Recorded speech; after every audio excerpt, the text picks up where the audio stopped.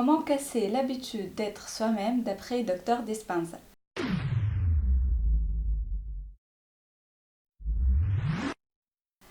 L'habitude est un ensemble de pensées, de comportements et d'émotions automatiques et inconscients qui sont créés par la répétition.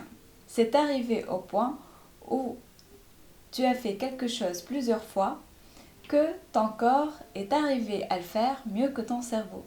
Comme sortir du lit du même côté, aller aux toilettes, faire ta douche, boire ton café et voir les mêmes gens qui appuient sur les mêmes boutons émotionnels. Ça devient une série de comportements routinières, ça se transforme en un programme.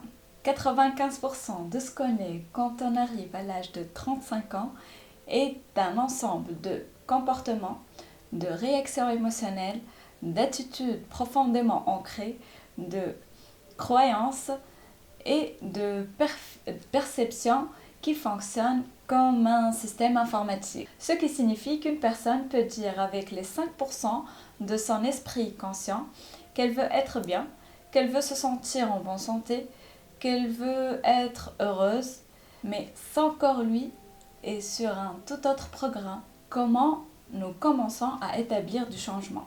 Il faut tout d'abord comprendre que sentir une réaction émotionnelle de quelqu'un ou de quelque chose, si elle dépasse 1 heure ou plusieurs jours, ça s'appelle une humeur. Et si tu laisses cette réaction émotionnelle s'exprimer plus qu'une semaine ou des mois, ça devient un tempérament.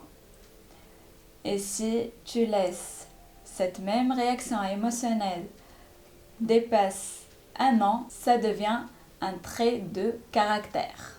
Or, la magie dans tout ça, la magie dans la création de l'être humain, et merci Dieu, que notre corps est notre esprit inconscient. Il ne connaît pas la différence entre une expérience qui a créé l'émotion ou l'émotion qu'on peut créer avec uniquement notre esprit.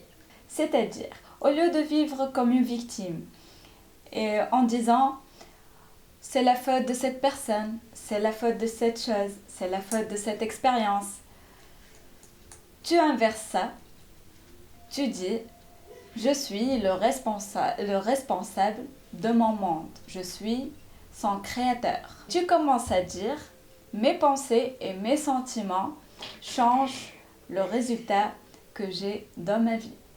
C'est important, d'après Dr Dispenza, de comprendre aussi la loi de cause à effet. J'ai bien expliqué cette loi, tu peux la trouver sur cette vidéo.